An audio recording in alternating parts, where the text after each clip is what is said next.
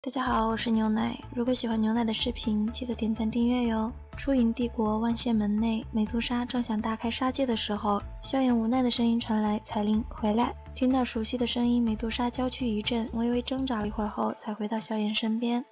望着眼前的美杜莎，萧炎苦笑着叹息了一声，牵起美杜莎的手，用布条轻轻擦拭着上面的血迹，反手握住萧炎。美杜莎突然道：“走，我带你回加玛帝国。若是古河不能帮你驱毒，那我便带你去大陆之上寻找能人帮你。”萧炎一怔，心头涌上一片感动，一会儿后才笑着道：“最擅长用毒的便是在这里，还去哪里寻人？”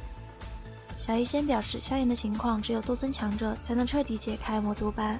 当然，若是萧炎能硬扛过去，或者找到其他破解之法，那蕴含了蝎壁炎必胜的斗气将会被萧炎尽数继承。萧炎苦笑了一声，在心里道：“如今保命才是最为关键的事，谁还管什么斗气不斗气呀？”之后萧炎才问了个尤为要紧的问题：这魔毒斑多久会彻底爆发？小医仙表示只有半年，不过他有办法延缓爆发时间。萧炎这才松了一口气，苦中作乐地冲着美杜莎道：“放心吧，没事儿，说不定这什么破魔毒斑还能令得我实力大为精进呢。”美杜莎没有说话，只是用目光冷冷地刮了一眼小医仙，因为在他看来，若是小医仙能够在灰子空间中解决掉蝎壁炎的话，萧炎就不会中毒。对于美杜莎的目光，小医仙难得的没有扎毛。毒宗总部10-30尺内，萧炎正闭着眼睛泡在池中黑水里。美杜莎目光望着那漆黑的池水，谨慎的道：“你这池中毒水不会对萧炎有什么伤害吧？”不知道是不是出于对萧炎的愧疚，小医仙这次很耐心的解释并回答了美杜莎的提问。他用的是以毒攻毒的办法，萧炎在这池中修炼，再配合他的引导，就能够以毒压毒，将魔毒斑暂时压制。美杜莎一听，皱着眉道：“那还磨蹭什么？赶紧做吧。”小医仙脸上一红道：“你们先出去，在石林外等着。”美杜莎双臂抱在胸前，淡淡的道：“有什么见不得人的？我必须在这里保证萧炎的安全。谁知道你会不会玩什么花样？”一旁的紫妍点头表示附议。小医仙有些气急，看了看萧炎后，银牙一咬道：“算了，随你们，要留便留吧。”之后就开始脱衣服。看到全身赤裸的小医仙，美杜莎罕见的脸红了，轻咳了一声后，若无其事地转过身去，一把拎走了捂着眼睛从指缝里偷看的紫妍。谁知被拖走的紫妍却是嘿嘿偷笑道：“还好，没有我变大的时候大。”此话一出，美杜莎立马加快又加大了步伐，身后的小医仙羞恼极了，恨得牙痒痒。不过好在没忘记正事，正想进入毒池时，不知是不是偷听了他们对话的萧炎非常及时地睁开了双眼。赤身相对的两人各自平复后才开始办正事儿，整个压制过程还是比较顺利。萧炎甚至炼化了跑出来的一丝丝魔毒斑线，将自己的实力提升至2星斗皇巅峰。只是小医仙的封毒之法最多能撑2年，而且还是一次性的，想通过再吞噬一朵异火来炼化魔毒斑的难度，丝毫不亚于去找斗尊强者来解毒的难度。萧炎决定立马回迦南学院。需要我随你去吗？美杜莎道。虽然你跟来能帮我很多忙，但你一走的话，炎盟与食人族便是彻底没了安全保障，所以此次便只能麻烦你帮我守护一下炎盟与萧家族人了。萧炎迟疑了一会儿，面色凝重的道。美杜莎并不放心萧炎一人前往黑小域，两人僵持不下的时候，小医仙出声表示：“我随你去吧。”最终确定小医仙和紫妍跟随萧炎，美杜莎负责守家后，萧炎望向美杜莎，沉声道：“炎盟就拜托你了。只要我还活着，炎盟便不会倒。”美杜莎轻轻点头，语气坚定的道：“若是2年之内我不能回来，我也会让人将那天魂融血丹送到你手中。”萧炎承诺道。最好是你亲自回来，美杜莎低声道。萧炎一愣，温柔地笑了笑后，将美杜莎抱进了怀中，轻声道：“保重。”美杜莎红着脸道：“你也小心，若是遇见解决不掉的麻烦，便通知我，不管你在哪里，我都会赶过去。”再次紧了紧怀抱后，萧炎不再留恋地转身离去。彩铃姐，保重哦，等下次回来看你。紫妍冲着美杜莎挥了挥小手，也是升空而起，追萧炎去了。保护好他。望着小医仙，美杜莎突然道。看着他眼中的一丝恳求，小医仙轻声道：“他是我唯一的朋友，放心，即便是死，我也会在他前面。”谢谢，美杜莎真诚的道。小医仙却是笑了道：“若是此行能回来，并顺利控制恶难毒体，我或许能与你好好谈谈。”黑小玉，黑皇城内将会举办一次拍卖会。想了想上次紧张刺激的捡宝之旅，萧炎很是心动，当下决定前往黑皇城。没成想在路上救下了迦南学院的导师，得知魔岩谷的人正在围困自己的好友吴昊时，萧炎立马前去支援。最终魔岩谷的人除了4长老谢震是被毒死的，其他人都化为了灰烬。萧炎与魔岩谷的缘分并没有到此为止。黑皇城内，千药房的第2层。萧炎因为想要炼制天魂溶血丹的最后3味药材，又与黑皇宗的首席炼药师岐山起了冲突，最后虽然成功拿到了药材，但却将人得罪狠了。不过后来千药房的严老为结善缘，跟萧炎透露了菩提化体炎的消息，这坚定了萧炎前往黑皇城举办的大型拍卖会的决心。距离拍卖会还有3天，萧炎3人却是遇到了来找茬的人。魁狼帮魁煞领着他的小弟来找萧炎要说法。萧炎在入城时杀掉了3名侮辱小医仙的人，其中一个就是魁煞的亲侄子。萧炎并不认为自己的行为有什么问题，他既然非要给说法，那就用拳头说话。魁煞在知道自己打不过萧炎后就想溜，萧炎却不乐意了，指着一旁的紫妍，萧炎淡淡的道：接他3拳，接得过便走，接不过死。魁煞看着眼前的小萝莉，觉得自己的人格受到了侮辱，没想到只1拳自己就被揍得直喷血雾，倒飞出去还弹了几下才停下来。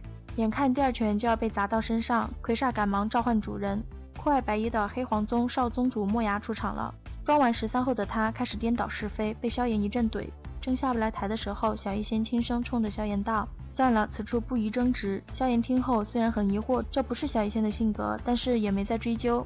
好家伙，就是这句话，再加上小医仙不像其他女子一样迷恋他，莫牙狠狠地心动了，在接下来的时间里疯狂地刷存在感。萧炎起初因为要炼制破宗丹就没收拾他，后来莫牙再对着小医仙献殷勤的时候，萧炎直接收了他送的东西，然后扭头就走。紫妍与小医仙紧随其后，把莫牙气得够呛。时间很快就来到了拍卖会开始的时候，拍卖场内萧炎看中了一卷持法斗技，名为六合游身尺，属于地阶中级斗技。没想到被不知萧炎身份的萧丽抢拍了去，把萧炎搞得哭笑不得。不过知道自己的哥哥为了自己不惜得罪拥有斗宗强者跟随的神秘人，萧炎内心的感动还是偏多的。在之后的拍卖里，萧炎又看中了一具魔兽干尸，想要用该兽的翅膀炼制天焰9行翼。这次的拍卖过程虽然有些曲折，但结果是好的。只是后面菩提化体炎的拍卖，萧炎却没能将它拿下。不过问题不大，杀人越货也不是第一次了，在场的很多人都是这个想法。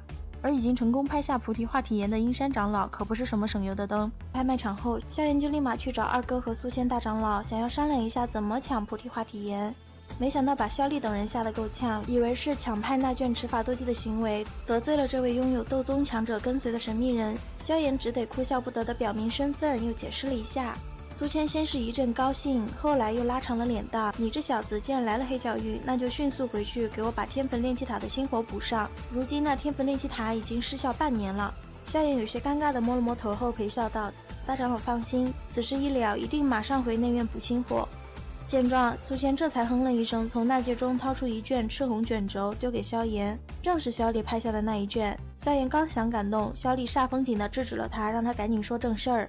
萧炎表示自己想要菩提化体炎，萧丽当然是支持自己的弟弟啦，而苏谦已经跟萧炎是一条船上的人了，当然也是支持的。萧炎与之商议完具体方针后，就回到房间干了一件极为血腥的事情：月黑风高夜，肢解魔兽的尸体，取玉石骨翼，剁魔兽爪子，分魔兽肉块，剥魔兽枯皮。不过收获还是蛮多的。经过半途跑来的紫妍指点，萧炎将东西炼化后得到了10枚青红骨尖，4滴能增强人体力量的青红血液，以及1枚7阶魔核。作为指点的报酬，紫妍将骨尖拿走啦。第2天，阴山老人带着拍卖的菩提化体炎大摇大摆地走了。得到消息的萧炎立马跟上，当然一同跟上的还有不少人。一直到山林中有人按耐不住动了手，萧炎却觉得有些不对劲。用灵魂感知力仔细扫描后，萧炎发现山林之中的阴山老人是由其灵魂凝聚成型的一个假体，菩提化体炎也不在他身上。不过好在萧炎再次用灵魂感知力搜寻时，感应到了阴山老人本体所在，当机立断道：小医仙、紫妍随我来，大长老你们盯着这里，我会沿途留下标记，你们这边若是亲眼看见这灵魂分身消散的话，就立刻赶过来。等萧炎赶到本体所在地时，发现有人比他到得更快。原来莫天行从一开始就没想过真的卖出菩提化体炎，他早在菩提化体炎上动了手脚，打算黑吃黑。萧炎3人的到来让阴山老人与莫天行都是微微一怔。莫天行对萧炎在拍卖会上拿出的破宗丹很感兴趣，当下表示只要萧炎将丹药交给他，就退出竞争。阴山老人却是直接道破了莫天行贪心想2样都得到的心思。被戳穿的莫天行恼羞成怒的就对阴山老人动了手。结果魔岩谷这边的人也赶来了，方言直接戳穿了萧炎的身份。神秘的黑袍人跳出来表示：没想到吧，我的好师弟，如果不是你，想必我也难以达到这斗宗实力。这一次我会把你的灵魂抽出来，然后让你尝尝什么叫做生不如死。见萧炎没说话，只是漠然地望着他，寒风又道：你体内怎么没有了那个老家伙的气息？哦，对了，我倒是忘记了，那个老家伙已经落到魂殿手中了。怎么，他不是对你评价极高吗？他不是自以为你能保护住他吗？这样看来，那老不死的眼光一如既往的瞎啊！这句话可是狠狠地戳进了萧炎的心窝。森然的声音从萧炎的嘴里传出：寒风杂种，不手刃你这叛师无义的杂种，我萧炎誓不为人。正想动手时，苏谦的声音传了过来。原来鹰山老人趁着他们相互钳制掐架的时候，收回了自己的灵魂分身，并伺机逃跑。只是他刚想动作，就被众人围堵了起来。自知难以将菩提化体炎带走的他，索性躺平了，将玉盒一扔，道：拿着滚，今日这恩怨老夫记住了。之后直接对着包围圈之外逃窜而去。结果没人管玉盒，都朝着他攻击。鹰山老人懵了，急忙想去抢回玉盒，结果被萧炎先一步接住。打开盒子，在场除了鹰山老人之外的人都懵了，竟然是真的。谁都未曾想到过，以鹰山老人的性子，会如此轻易的便是将东西交出来。然而事实把他们的脸都打肿了，嘿，活该！现在东西不在老夫这里了，我看还有谁敢来拦我？对于呆滞的众人，鹰山老人却是冷笑着讥讽了一声。莫天行率先回过神来，当下便是一声怒吼：该死的老不死的！那菩提化体炎上明明有本宗做的印记，在先前鹰山老人丢玉盒时，他便是使用那丝斗气印记感应了一下。谁知道鹰山老人技高一筹，在莫天行道出菩提化体炎里有手脚时，他便已经是暗中将那丝斗气印记清理掉了。莫天行正气的跳脚时，寒风已经朝萧炎逼近了。莫天行见到寒风的动作，不甘落后的也围了上去。萧炎眼看情况对自己很不利，直接开口用破宗丹换莫天行离开。莫天行一开始是很心动的，但是寒风不知道用命语许诺了什么，让莫天行瞬间变卦。寒风很得意能将莫天行成功拉在自己这边的阵营，又将主意打到了鹰山老人身上，没想到鹰山老人竟然直接掉头就跑。